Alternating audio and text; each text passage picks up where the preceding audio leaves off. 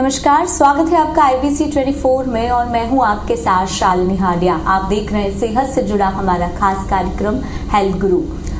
हम अमूमन देखते हैं कि लाइफस्टाइल में कई परिवर्तन होते हैं और इसमें हाइपरटेंशन एक बड़ी बीमारी बनकर उभर रहा है। यही बड़ी वजह है कि हर साल 17 मई को वर्ल्ड हाइपरटेंशन डे मनाया जाता है।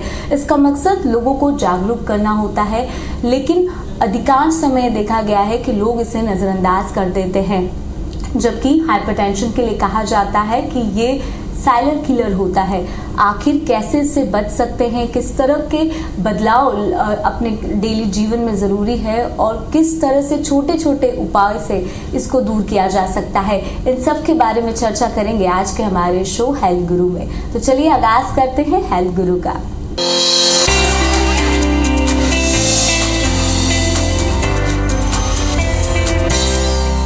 आज हमारे साथ मौजूद हैं इंदौर अपोलो हॉस्पिटल के हृदय रोग विशेषज्ञ डॉक्टर अखिलेश जैन। सर, बहुत बहुत स्वागत है आपका IBC 24 में। सर, मेरा सबसे पहला सवाल है कि आखिर हाइपरटेंशन होता क्या है? हाइपरटेंशन यानी कि ब्लड प्रेशर, जो कि बढ़ा हुआ blood pressure. Normal blood pressure हम जानते हैं कि 120/80 सिस्टोलिक और डायस्टोलिक होता है। इसकी अधिकतम रेंज जो होती है वो 140 और 90 होती है। यदि ब्लड प्रेशर इससे ज़्यादा है तो उसको हम हाइपरटेंशन कहते हैं। और सर, अगर लक्षणों की मैं बात करूं, किस तरह के लक्षण इसके होते हैं? जी, ये अच्छा सवाल है। एक्चुअली ब्लड प्रेशर, जैसा कि आपने बोला, इसको साइलेंट किलर कहा जाता है। ये इसीलिए इसको साइलेंट किलर कहा जाता है कि अमूमन इसके ज़्यादा कुछ लक्षण होते नहीं हैं और ये इतनी धीरे धीरे बढ़ता है कि पेशेंट को पता ही नहीं चलता कि उसका ब्लड प्रेशर बढ़ा हुआ है। कुछ केसेस में माइनर हेडेक या कुछ चक्कर आना या डिजीनेस या किसी को नाक से ब्लीडिंग होना, जिसको हम एपिस्टेक्सिस बोलते हैं, ब्लड प्रेशर पहली बार इन लक्षणों से पता चलता है। कई बार ऐसा होता है कि पेशेंट किसी दूसरी बीमारी के लिए जाता है और एक रूटीन ली जब ब्लड प्रेशर उसका चेक किया जाता है तो पता चलता है कि उसका ब्लड प्रेशर ज़्यादा है। और मेनली ब्लड प्रेशर जब पता चलता है तब ये कॉम्प्लिकेशन के साथ आता है, या तो स्ट्रोक के साथ, ब्रेन हेमरेज के साथ, या हार्ट अटैक के साथ, या किडनी खराब होने के साथ। तो इसीलिए इसको साइलेंट किलर कहा जाता है। अमूमन इसके ज़्यादा कुछ लक्षण होते नहीं हैं। सर, कॉम्प्लिकेशंस की बात की जाए, किस तरह के दुष्परिणाम जो है वो देखने को मिलते हैं इसमें?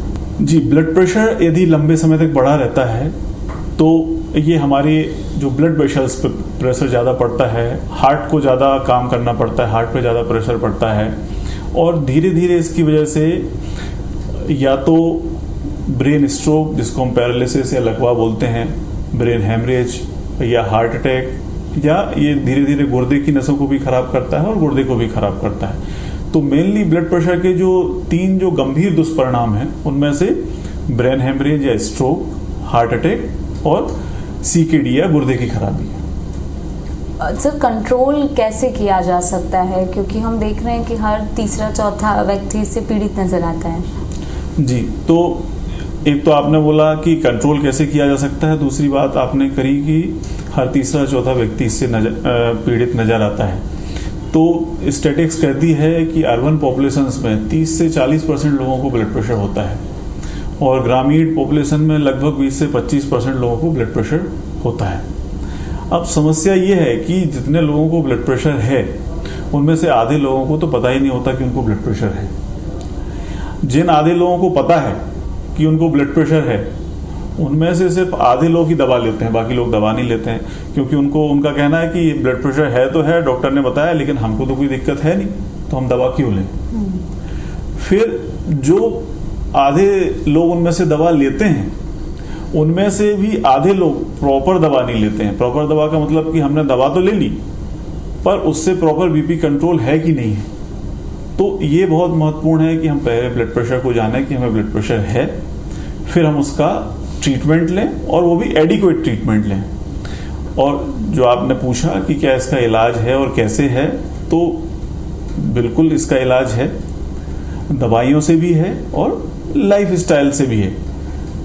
शुरुआती जो पेशेंट्स रहते हैं जिनको बहुत ही इनिशियल स्टेज का ब्लड प्रेशर रहता है, उनको हम लाइफ स्टाइल मॉडिफिकेशन एडवाइस करते हैं उससे भी ब्लड प्रेशर नियंत्रित हो सकता है। और जिनको उससे के द्वारा नहीं होता है उनको बहुत सारे मेडिकेशन अवेलेबल हैं, बहुत सारी दवाइयाँ अवेलेबल हैं, बहुत सेफ हैं और बहुत चीप हैं, जिनसे कि ब्लड प्रेशर पूर्णतः या अच्छे से कंट्रोल हम कर सकते हैं। डॉक्टर खिलेश, ये बेहद ज़्यादा ज़रूरी है क्योंकि लाइफस्टाइल में किस तरह के बदलाव की ज़रूरत है जिससे इसको कम से कम रोका जा सके। 95% लोगों में जब 30 साल के बाद जो ब्लड प्रेशर होता है उसको हम लोग एसेंशियल हाइपरटेंशन बोलते हैं। मतलब उसका कोई एक मेन रीज़न समझ में नहीं आता, बट वो ब्लड प्रेशर होता है या बीमारी होती है। तो एक उसमें भी दो तरह के रिस्क फैक्टर होते हैं, एक नॉन मॉडिफाइबल रिस्क फैक्टर, एक modifiable risk factor. Non modifiable में यदि किसी को फैमिली हिस्ट्री है ब्लड प्रेशर की, पैतृक है, हेरिडिटरी है, तो उसको तो हम चेंज नहीं कर सकते हेरिडिटरी को। पर कुछ मॉडिफाइबल रिस्क फैक्टर होते हैं, जैसे कि ओबेसिटी। आजकल ओबेसिटी पेंडेमिक आ गया, खासकर कोरोना के 2 साल में लोगों ने बहुत वेट गेन किया है। लोग कोविड में वर्क फ्रॉम होम करते रहे, जिससे कि काफ़ी वेट गेन हुआ है, ओबेसिटी हुई है। दूसरा, लैक ऑफ फिजिकल एक्टिविटी। हम लोग हार्डली कुछ टाइम निकालते हैं फिजिकल एक्टिविटी के लिए। फिर इम्प्रॉपर डाइट, जो कि very high in carbohydrate and fat and junk food. फिर स्मोकिंग, जो कि हम खुद ही खरीदते हैं रिस्क फैक्टर, उसके लिए पैसे भी खर्च करते हैं और अपना शरीर भी खराब करते हैं, स्मोकिंग। फिर एक्सेसिव एल्कोहल और improper sleep, lack of sleep. आजकल हमने देखा है युवा जो है कई कारणों से, लेट वर्क शेड्यूल की वजह से या तो पार्टी या फंक्शंस की वजह से लेट सोते हैं, तो नींद पूरी नहीं होती, इम्प्रॉपर नींद लेते हैं। फिर सबसे महत्वपूर्ण जो हार्ट अटैक के लिए भी है और ब्लड प्रेशर के लिए, वो स्ट्रेस। आजकल युवाओं में स्ट्रेस बहुत हो गया है, तनाव बहुत हो गया है, जिसकी वजह से भी ब्लड प्रेशर बढ़ता है। तो obesity, lack of physical activity, improper diet, smoking, alcohol, improper sleep और स्ट्रेस, ये ऐसे रिस्क फैक्टर हैं कि जिनको कंट्रोल किया जा सकता है। और जिनको यदि हम कंट्रोल कर लें तो ऑलमोस्ट 75% केसेस में हम ये कह सकते हैं कि हम बिना दवा के भी ब्लड प्रेशर कंट्रोल कर सकते हैं इनिशियल स्टेज में। सर, हमने ये भी देखा है कि लोग ज़रूर, जैसे आपने कहा कि शुरुआती दौर में टैबलेट्स लेते हैं लेकिन उसके बाद उसको बंद कर देते हैं, उनको लगता है कि चीज़ें नॉर्मल हो गई है। कुछ ऐसे केसेस आपके पास आते हैं कि एकदम से, जैसे जिस तरह से साइलेंट अटैक इसको कहा जाता है, साइलेंट किलर किया जाता है, तो कुछ ऐसे एक्सपीरियंस आपके? बिल्कुल, बहुत सारे पेशेंट्स ऐसे आते हैं कि या तो वो अटैक के साथ आ रहे हैं या लकवे के साथ, फालिस के साथ आ रहे हैं, किडनी खराब। कई बार ब्लड प्रेशर बढ़ा हुआ ही लेके आते हैं, उनका अल्टर्ड सेंसोरियम में आते हैं। अल्टर्ड सेंसोरियम मीन्स कि उनके ब्लड प्रेशर इतना ज़्यादा हो जाता है कि उनका कॉन्शियस लेवल डाउन हो जाता है। तो बीपी 200 से ज़्यादा, 220 से ज़्यादा ऐसे पेशेंट्स आते हैं। तो जब उनमें हम हिस्ट्री लेते हैं तो कई बार तो फर्स्ट टाइमर होते हैं कि वो उनको पता ही नहीं था अभी तक कि ब्लड प्रेशर है। पर कई ऐसे भी होते हैं कि जिनको मालूम था कि ब्लड प्रेशर है, उनको दवा भी शुरू की गई थी, पर उन्होंने कहा कि हमको तो अब ठीक लग रहा है, और हमने दवा बंद कर दी बिना डॉक्टर से पूछे या बिना बीपी चेक किए। तो ब्लड प्रेशर की दवा तभी कम करें या बंद करें जब डॉक्टर आपको उस चीज़ की सलाह दे कि हाँ, अब आपका ब्लड प्रेशर इस रेंज में है कि हम थोड़ा दवा कम कर सकते हैं या उसको बंद कर सकते हैं। बिना डॉक्टर के पूछे आप सिर्फ इसलिए कि अब मेरे को कोई दिक्कत नहीं है, हम दवा बंद कर देते हैं, ये बहुत डेंजरस हो जाता है, बहुत कैटास्ट्रोफिक कई बार हो जाता है। बिल्कुल। सर, हमने ये भी देखा है कि एज फैक्टर इस पे काम करता है। जैसे आपने कहा कि युवा ज़्यादा ग्रसित है, तो क्या अभी जो वर्तमान सिनेरियो बना है उसमें क्या एज फैक्टर कोई आपको नज़र आता है या फिर हेरिडिटी इशू या किस तरह के केसेस? युवा ज़्यादा नज़र आ रहे हैं ऐसा नहीं है, पर अब युवाओं में भी आने लगा है। अमूमन हम ये समझते थे कि ये बीमारी 40-50 साल के बाद की है, लेकिन अब जो मैंने रिस्क फैक्टर बताया, smoking, stress, lack of sleep, obesity, इसकी वजह से अब अर्ली 30s में भी ब्लड प्रेशर के पेशेंट्स आने लगे हैं। तो निश्चित रूप से इसका जो प्रिवेलेंस है ये एज के साथ बढ़ता है, पर अब हम जो देख रहे हैं कि अब युवाओं में भी ब्लड प्रेशर और हार्ट की बीमारियां आने लगी हैं। तो ये कॉमन रिस्क फैक्टर हैं जो मैंने बताया, ये हार्ट अटैक के लिए भी हैं और ब्लड प्रेशर के लिए भी है। तो बिल्कुल और भी महत्वपूर्ण जानकारी आपको देंगे, और उससे भी ज़्यादा महत्वपूर्ण कि इस बार की थीम क्या कुछ है, इस पर बातचीत करेंगे। सर, थीम पे डिस्कस करते हैं, इस बार की थीम क्या कुछ है, कैसे अवेयरनेस कैंप जो है वो चलाया जाएगा? वर्ल्ड हाइपरटेंशन डे की इस बार की जो थीम है वो है major your blood pressure accurately control it and live longer. So the message is very clear कि सबसे पहले तो आपको अपने ब्लड प्रेशर के प्रति अवेयर होना पड़ेगा। एक इसके पहले कैंपेन चला था, नो योर नंबर्स, आपका शुगर कितना है, आपका कोलेस्ट्रॉल कितना है, आपका ब्लड प्रेशर कितना है। So similarly know your blood pressure accurately, major your blood pressure accurately. तो मेजर करना है और उसको एक्यूरेटली करना है। आप ब्लड प्रेशर क्लिनिक पे जाके अपने फिजिशियन से, अपने डॉक्टर से भी मॉनिटर मेजर करवा सकते हैं। आजकल होम डिवाइस भी आ गए हैं, उस पर भी आप घर पे मेजर कर सकते हैं, but it should be accurate.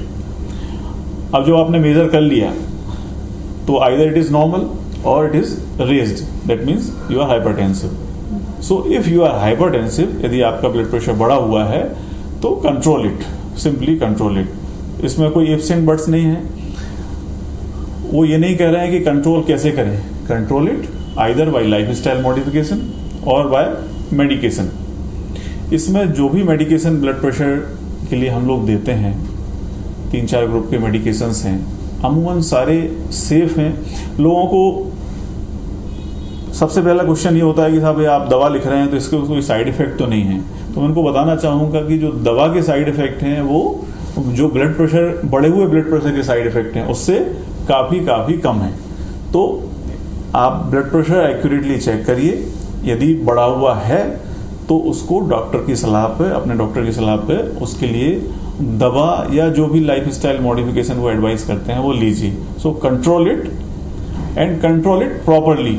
Means कि यदि टारगेट है ब्लड प्रेशर का, जो नॉर्मल पब्लिक के लिए हम लोग बोलते हैं, रिकमेंड करते हैं, या जो गाइडलाइन बोलती हैं कि 140/90 से नीचे ब्लड प्रेशर होना चाहिए।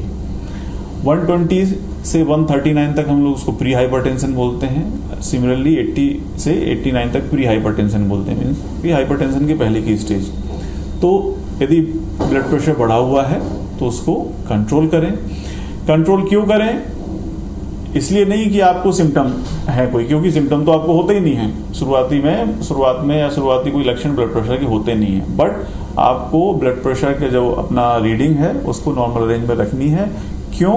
टू लिव लॉन्गर, बिकॉज यदि आप ब्लड प्रेशर कंट्रोल में नहीं रखेंगे तो वो धीरे धीरे आपका हार्ट को डैमेज करेंगे, आपकी ब्लड वेसल्स को डैमेज करेंगे, आपके ब्रेन को डैमेज करेंगे, आपके गुर्दे को डैमेज करेंगे, किडनी को डैमेज करेंगे।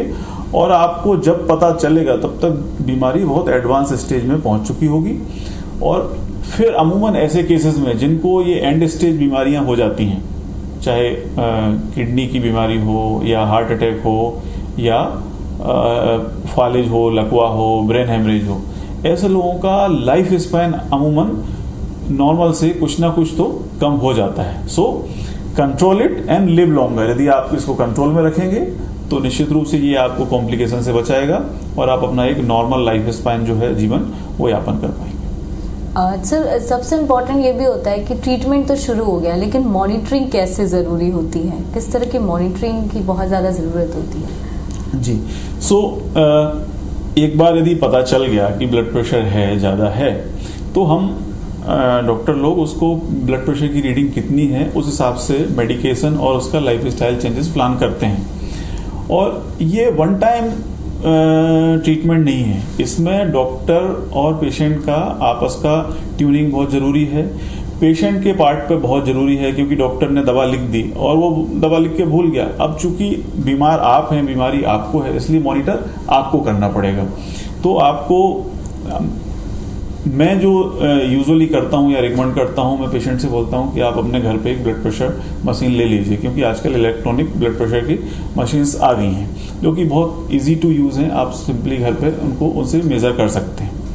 फिर पेशेंट्स का एक क्वेरी होता है कि उसमें कुछ एरर तो नहीं होता है, कम ज़्यादा तो नहीं होता है, तो उसको आप पीरियडिकली आप डॉक्टर के पास जाके उसको काउंटर चेक कर सकते हैं। आपकी मशीन की रीडिंग या डॉक्टर की जो मशीन की रीडिंग है उससे क्रॉस चेक उसको कर सकते हैं। तो आपको खुद ही मॉनिटर करना पड़ेगा ब्लड प्रेशर। और जब पहली बार किसी मरीज का ब्लड प्रेशर डिटेक्ट होता है तो हम लोग ब्लड प्रेशर की दवा को अप टाइट्रेट करते हैं। यदि सपोज 200 या 110 किसी का ब्लड प्रेशर है तो हम उसको सडनली 120 से 70 तक नहीं लाते हैं, हम उसको दवा चालू करते हैं, धीरे धीरे उसका ब्लड प्रेशर कंट्रोल करते हैं। तो इस दौरान हमको मल्टीपल विजिट्स पेशेंट्स के लगते हैं, उस पर्टिकुलर पेशेंट्स के लिए एडिक्वेट दवा की मात्रा कितनी है वो डिसाइड करने में। It can take more than a month. तो जब एक निश्चित दवा उस पेशेंट के लिए निर्धारित हो जाती है कि हाँ इतना डोज आपको आपके प्रॉपर बीपी कंट्रोल के लिए लगेगा, उसके बाद वो उसके जो विजिट्स हैं या डॉक्टर विजिट हैं वो कम फ्रीक्वेंट हो सकते हैं। फिर वो अपना वीक में एक बार ब्लड प्रेशर चेक कर ले या डॉक्टर के पास 2 महीने में या 3 महीने में एक बार चेक करा ले। तो इस तरह से ब्लड प्रेशर की मॉनिटरिंग हमको करनी चाहिए। कई बार हमको दवा के डोज जब पेशेंट आता है फॉलो अप विजिट्स पे, तो कई बार हमको बढ़ाना भी पड़ता है दवा ब्लड प्रेशर के हिसाब से, कई बार कम भी करना पड़ता है। सर हाइपरटेंशन और स्ट्रेस को आप कैसे देखते हैं? एक तो हाइपरटेंशन के नाम में ही टेंशन है, बट एक्चुअली वो नहीं है, टर्मिनोलॉजी है वो। बट स्ट्रेस एक बहुत इंपॉर्टेंट रिस्क फैक्टर है ब्लड प्रेशर के लिए। सो स्ट्रेस किसी भी तरह का हो सकता है, फिजिकल भी हो सकता है, मेंटल भी हो सकता है। तो जब हम कोई एक्सरसाइज करते हैं तो वो एक फिजियोलॉजिकल ब्लड प्रेशर बढ़ता है, वो नॉर्मल फिनोमेना है बॉडी की। बट जब हम किसी वजह से तनाव में होते हैं, स्ट्रेस में होते हैं, तो जो ब्लड प्रेशर बढ़ता है वो पैथोलॉजिकल होता है। एंजाइटी एक लाइफस्टाइल का नॉर्मल पार्ट है, बट जब वो एंजाइटी स्ट्रेस का रूप ले लेती है, और एंजाइटी 10 मिनट के लिए हो, 15 मिनट के लिए हो तो चलेगा, बट जब यदि हम राउंड द क्लॉक एंग्सियस हैं, राउंड द क्लॉक स्ट्रेस में हैं, तो वो कंटिन्यूस हमारे ब्लड प्रेशर को बढ़ा के रखेगा। और जब कंटिन्यूस ब्लड प्रेशर बढ़ा के रखेगा तो वो निश्चित रूप से डेलिटरियस होगा हमारी बॉडी के लिए, हार्ट के लिए और ब्रेन के लिए। सो स्ट्रेस बहुत इंपॉर्टेंट रिस्क फैक्टर है, न केवल ब्लड प्रेशर के लिए, ये डायबिटीज के लिए भी है, हार्ट अटैक के लिए भी है, और सीवीए या स्ट्रोक या लकवे के लिए भी है। अब स्ट्रेस आज की जो लाइफ स्टाइल है, अर्बन लाइफ स्टाइल है खासकर, उसमें जो युवा हैं, वर्क रिलेटेड स्ट्रेस बहुत हैं, फैमिली रिलेटेड स्ट्रेस बहुत हैं। सो सबके स्ट्रेस अलग अलग हैं, सबके उनकी रेमेडीज भी इसलिए अलग अलग हैं। बट एक जो कॉमन रेमेडी है वो ये है कि एटलीस्ट आप 40 से 45 मिनट या 1 घंटे रूटीन एक्सरसाइज के लिए टाइम निकालें, योगा या मेडिटेशन करें। यदि कोई आपकी हॉबी है, म्यूजिक है, डांस है, तो उसमें एंगेज हों। और जो स्ट्रेस को कम करने के लोग जो दूसरे तरीके अपनाते हैं, जैसे कि स्मोकिंग करना, अल्कोहल में इंडल्ज हो जाना, या और उसमें ड्रग लेने में एंगेज हो जाना, वो एक गलत तरीका है स्ट्रेस दूर करने का। स्ट्रेस एक नॉर्मल पार्ट है लाइफ का, किसी को कम किसी को ज़्यादा, पर हमें मालूम होना चाहिए कि हमको स्ट्रेस है, और हम उसको अपने फैमिली मेम्बर्स से, अपने दोस्तों से उसको डिस्कस करें। उसके जो मैंने तरीके बताए, मेडिटेशन, एक्सरसाइज, आपकी फेवरेट हॉबीज़ जो हैं उनको आप टाइम समय दें। स्पोर्ट्स है किसी का म्यूज़िक है, किसी का डांस है, आप अपने फैमिली मेम्बर्स के साथ टाइम स्पेंड करें, आप अपने अच्छे दोस्तों के साथ टाइम स्पेंड करें। बट स्ट्रेस को दूर करने के लिए आप ड्रग्स, स्मोकिंग या अल्कोहल कभी ना लें। ये आपको और रिस्क फैक्टर बढ़ाएंगे ही, कम नहीं करेंगे। बेहद ज़्यादा महत्वपूर्ण जानकारी सर आपने साझा की है। अवेयरनेस एक बड़ा मुद्दा है, क्योंकि लोग जागरूक नहीं हो पाते हैं। हर साल इसको मनाते भी हैं, और इसका पीछे का मकसद ये रहता है कि लोग जागरूक हो सकें। कैसे सर आप लोग कैंपेन करने वाले हैं, कैसे ये पूरा जो प्रोग्राम है वो चलने वाला है? हाइपरटेंशन डे मनाते ही इसलिए हैं कि हम आम पब्लिक को इसके प्रति सेंसिटाइज करें, जागरूक करें। क्योंकि अगेन फिर वही बात आती है कि ब्लड प्रेशर के कोई लक्षण नहीं होते हैं, तो इसलिए लोगों को इसके बारे में पता नहीं होता है। वो उनको पता ही नहीं चलता, जब तक उनको ब्लड प्रेशर एक लिमिट से ज़्यादा पहुंच जाता है उनको पता ही नहीं चलता। तो ये मौका हम यूटिलाइज करना चाहेंगे लोगों को, आम पब्लिक को सेंसिटाइज करने के लिए, कि 30 की उम्र के बाद हम रेगुलरली अपना ब्लड प्रेशर चेक कराएं। 3 से 6 महीने के अंतराल में, सपोज यदि हम आज चेक कराते हैं नॉर्मल आता है, तो इसका ये मतलब नहीं है कि हम फिर उसको भूल जाएं। हमको रेगुलरली चेक कराना है, क्योंकि आज नहीं हो सकता 6 महीने बाद हमको ब्लड प्रेशर बढ़ जाए, 1 साल बाद ब्लड प्रेशर बढ़। तो हम इस वर्ल्ड हाइपरटेंशन डे पे विभिन्न माध्यमों से, पेपर, प्रिंट मीडिया से, आपके टीवी चैनल के माध्यम से, और भी तरीके से लोगों को ये सेंसिटाइज करना चाहेंगे कि वो ब्लड प्रेशर को एक बीमारी समझें और इसका अर्ली डिटेक्शन इसके लिए इसके कॉम्प्लिकेशन को प्रिवेंट करने के लिए सबसे अच्छा तरीका है। यदि किसी को निकलता है तो उसका प्रॉपर इलाज लें। बिल्कुल सर, अंतिम सवाल लूंगी, क्या सारे व्यूअर्स को आप मैसेज देना चाहेंगे, कैसी लाइफस्टाइल को अडॉप्ट करें और कैसे हेल्दियर रहें? मेरे व्यूअर्स को मेरा यही मैसेज है कि एक हेल्दी लाइफस्टाइल, उसमें कुछ ज़्यादा करना होता नहीं है, जो अपन ज़्यादा कर रहे होते उसको रोकना होता है। जो टाइम से सोना, टाइम से खाना, खाने वाली चीज़ें, सब लोग पूछते हैं कि आप क्या खा सकते हैं, घर में जो बनता है सब खा सकते हैं, आपको वो नहीं खाना है जो नहीं खाने वाली, आपको स्मोकिंग नहीं करनी है, आपको ड्रिंक नहीं करना है, आप नॉन वेज या रेड मीट कम से कम लें, आप जो फ्राइड फूड है या जो जंक फूड है उसको कम से कम लें। जो मल्टीपल फ्राइड फूड है जैसे कि समोसे, कचौड़ी, जो हम इंदौरी बहुत उसके लिए फॉन्ड ऑफ हैं, लेकिन उनको कम से कम करें क्योंकि उनमें ट्रांस फैटी एसिड ज़्यादा होता है जो कि हमारे शरीर के लिए बहुत हानिकारक होता है। अपनी रिक्रिएशनल एक्टिविटीज़ में कुछ ना कुछ टाइम ज़रूर स्पेंड करें, या म्यूज़िक हो या डांस हो या स्पोर्ट्स हो, और स्वस्थ रहें। नियमित अपने नज़दीकी फिजिशियन से, जो भी आपके फैमिली फिजिशियन हैं, जो कि आपके फैमिली डॉक्टर हैं, उनसे नियमित रूप से अपनी जांच कराएं और स्वस्थ रहें, खुश रहें, मस्त रहें।